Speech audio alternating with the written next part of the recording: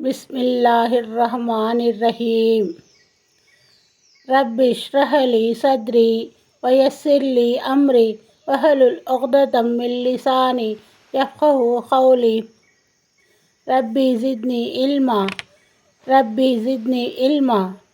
अस्सलामु अलैकुम व रहमतुल्लाहि व बरकातुहू। अर्रहीक़ुल मख्तूम। మహాప్రవక్త సల్లల్లాహు అలైహి వసల్లం గారి జీవిత చరిత్ర. అబిసినియాకు రెండో హిజ్రత్. ఆ తర్వాత వలస నుండి తిరిగి వచ్చిన మహాజిర్లపై ప్రత్యేకంగాను ఇతర ముస్లింలపై సాధారణంగాను హింసా దౌర్జన్యాలు బాగా పెరిగిపోయాయి. వారి కుటుంబ సభ్యులు వారిని మరీ ఆగడాలకు గురి చేశారు. నజాషి అబిసినియా చక్రవర్తి వారి ఎడల అవలంబించిన ఉదార వైఖరి వారిని మరింత రెచ్చగొట్టింది.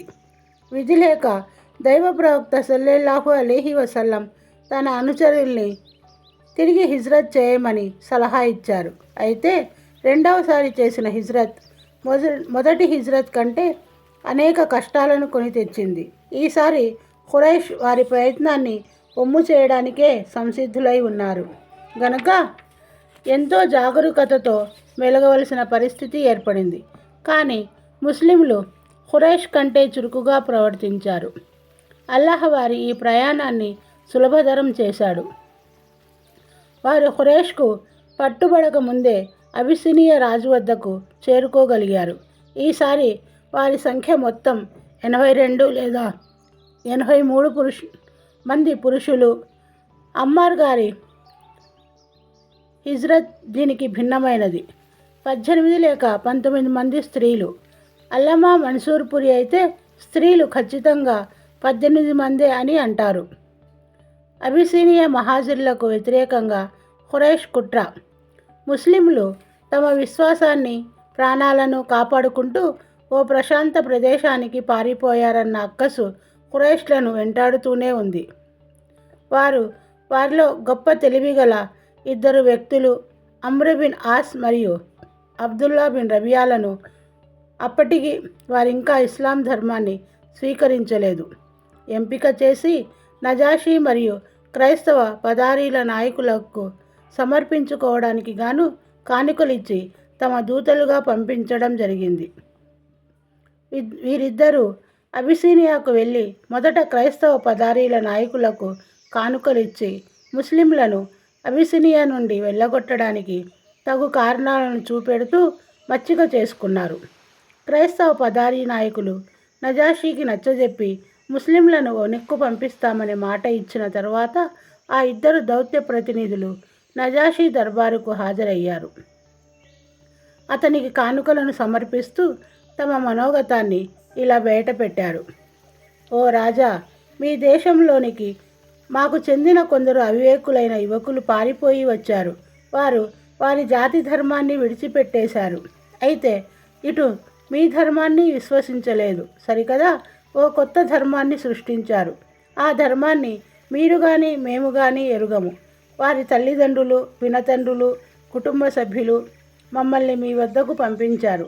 ఎందుకంటే బాగోగుల గురించి వారే బాగా ఎరిగిన వారు గనక. కాబట్టి ఈ యువకుల్ని మా వెంట మా దేశానికి పంపించమని మనవి చేస్తున్నాం అని ప్రాధేయపడ్డారు. వారిద్దరూ కలిసి వారి మనోగతాన్ని బయటపెట్టిన తర్వాత క్రైస్తవ మత గురువులు అందుకొని, మహారాజా, వీరిద్దరూ చెప్పిందే సబబు. తమరు ఆ యువకుల్ని వారికి అప్పగించండి. వీరు వారిని వారి జాతికి అప్పజెబుతారు అని వంతపాడారు. అయితే నజాషి ఈ విషయాన్ని బాగా ఆకలింపు చేసుకోవడానికి, అసలు విషయాన్ని తెలుసుకోవడానికి గాను మరింత లోతులోనికి వెళ్ళడం అవసరం అనుకొని ఆ ముస్లిం యువకుల్ని హాజరు కమ్మని ఆదేశించాడు. ముస్లింలు ఫలితం ఎలాగున్నా సరే తాము పూర్తి యథార్థమైన విషయాన్నే తెలపాలన్న సంకల్పంతో రాజు సన్నిధికి హాజరయ్యారు. ముస్లింలు దర్బార్లోనికి వచ్చి నిలబడిన తరువాత నజాషి వారిని ఉద్దేశించి, మీరు మీ జాతి నుండి వేరుపడడానికి ఆధారభూతమైన ఆ కొత్త ధర్మం ఏమిటి? నేను విశ్వసించే ధర్మాన్ని కూడా మీరు అవలంబించలేదు. మరే మతాల్లో దేన్నైనా విశ్వసించడం లేదు. దానికి కారణం ఏమిటి అని ప్రశ్నించాడు.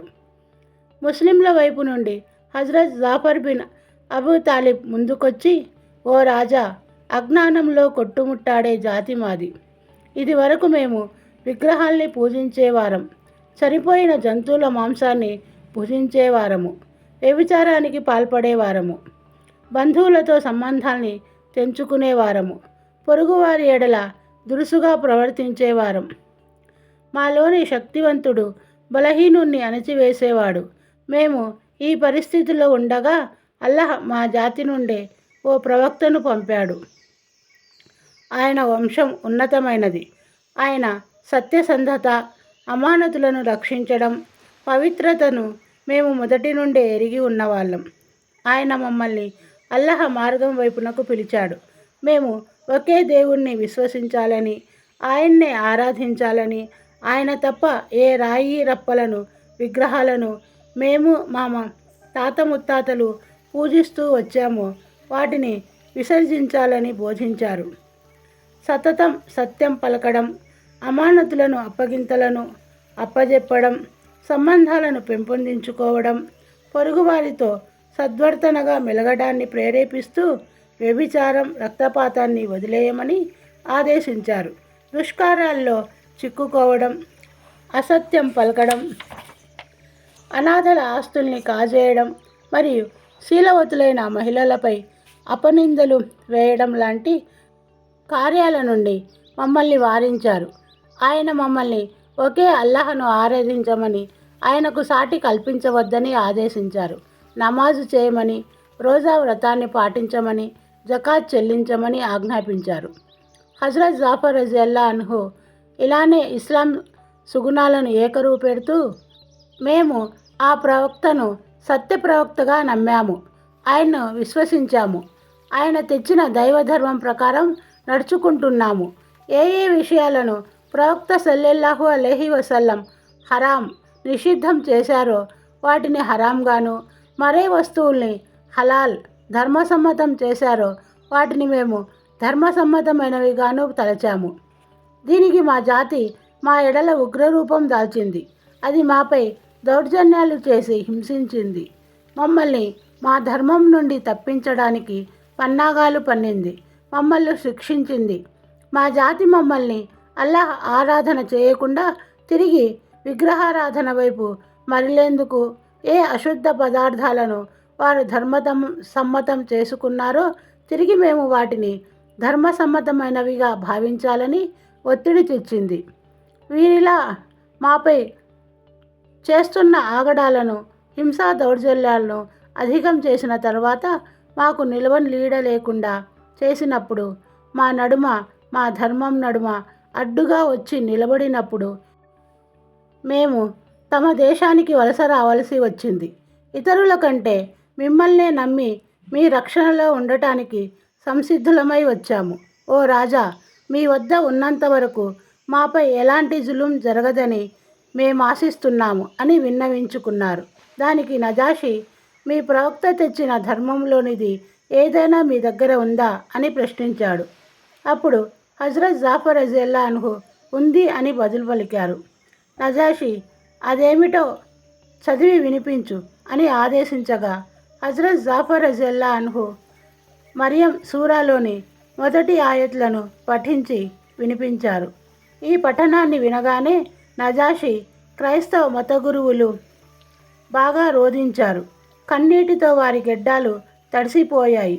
ఆ తరువాత నజాషి ఈ గ్రంథం మరియు ఈసా అలైహిస్సలాం, యేసుక్రీస్తు తెచ్చిన గ్రంథం ఒకే దివ్య నుండి వెలిసిన వెలుగులు అంటూ అమ్ర్ బిన్ ఆస్ మరియు అబ్దుల్లా బిన్ రబియాలను ఉద్దేశించి, మీరిద్దరూ ఇక్కడి నుండి వెళ్ళిపోండి, నేను వీరిని మీకు అప్పగించేది లేదు, వీరికి వ్యతిరేకంగా ఏ ఎత్తుగడ ఇక్కడ పనికిరాదు అని చెప్పాడు.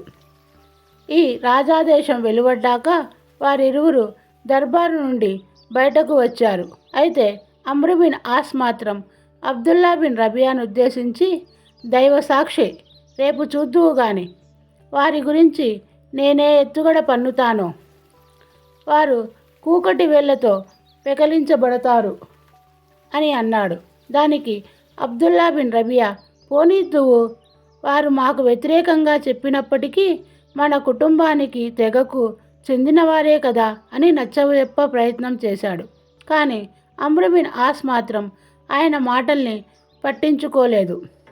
మరుసటి రోజు అమ్ర్ బిన్ ఆస్ నజాషీ దర్బారుకు వెళ్ళి, ఓ రాజా, వీరు మరియం కుమారుడు హజరత్ ఈసా అలైహిస్సలాం యేసుపై ఓ తీవ్రమైన నిందను వేస్తున్నారు అని చెప్పాడు. దీనికి నజాషీ తిరిగి ముస్లింలను దర్బారుకు రప్పించాడు. ముస్లింలు హజరత్ ఈసా అలైహిస్సలాం గురించి చేస్తున్న ఆ తీవ్రమైన వ్యాఖ్యలు ఏమిటో తెలుసుకునే ఉద్దేశంతో. ఈసారి ముస్లింలు కొంత తడబడ్డారు.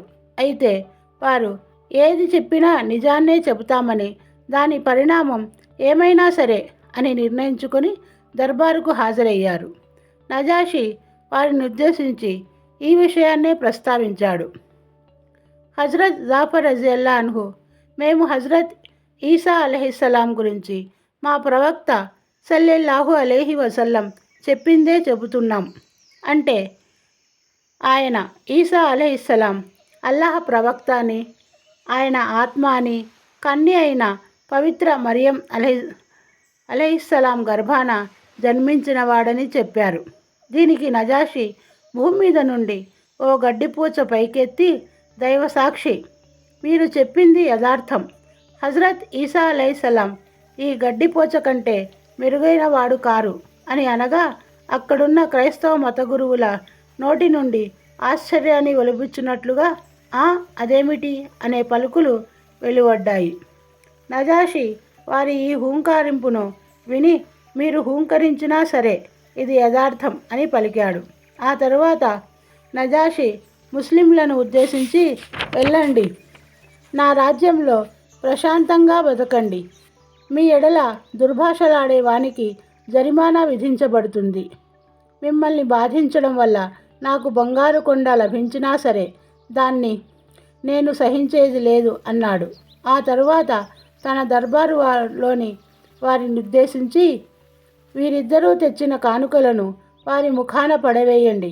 దైవసాక్షి, అల్లాహ్ నాకు నా రాజ్యాన్ని తిరిగి ప్రసాదించినప్పుడు ఎలాంటి లంచం పుచ్చుకోలేదు. నేనెలా ఈ లంచాన్ని స్వీకరించగలను? దానికి తోడు అల్లాహ్ నా విషయంలో ఎవరి మాటను వినలేదు. నేనెలా ఇతరుల మాటను వినగలను అని చెప్పి సభను చాలించాడు. ఈ సంఘటనను గురించి వివరించిన హజరత్ ఉమ్మే సల్మా రజియల్లా అన్హు ఇలా అంటారు. ఆ తరువాత వారిద్దరూ తాము తెచ్చిన కానుకలను తమ చేత పట్టుకొని విడియపడుతూ వెనక్కు తిరిగారు.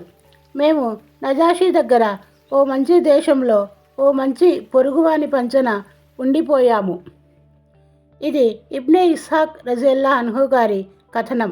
ఇది సీరత్ చరిత్రకారుల కథనం ప్రకారం నజాషీ దర్బారులో హజరత్ అమ్ర్ బిన్ ఆస్ బద్ర్ యుద్ధం తర్వాత కానీ వెళ్ళారు అని. కొందరి పరిశోధన ప్రకారం హజరత్ అమ్ర్ బిన్ ఆస్ రజియల్లా అన్హు నజాషీ దర్బారులో ముస్లింలను వెనక్కు తోడుకొని రావడానికి 2 సార్లు వెళ్ళారు. అయితే బద్ర్ యుద్ధం తర్వాత హజరత్ జాఫర్ రజియల్లా అన్హు మరియు నజాషీల నడుమ జరిగిన ప్రశ్నోత్తరాల వివరాలు ఏవైతే చెప్పబడ్డాయో అవి దాదాపు ఇబ్నే ఇస్హాక్ చెప్పిన అబిసినియా వలస సందర్భంలో జరిగిన ప్రశ్నోత్తరాల వివరాల్లాంటివే. అయితే ఈ ప్రశ్నల సారాంశాన్ని బట్టి తెలిసిందేమిటంటే, ఈ వ్యాజ్యం నజాషీ దర్బారులో మొదటిసారే ప్రవేశపెట్టడం జరిగింది అన్నదే.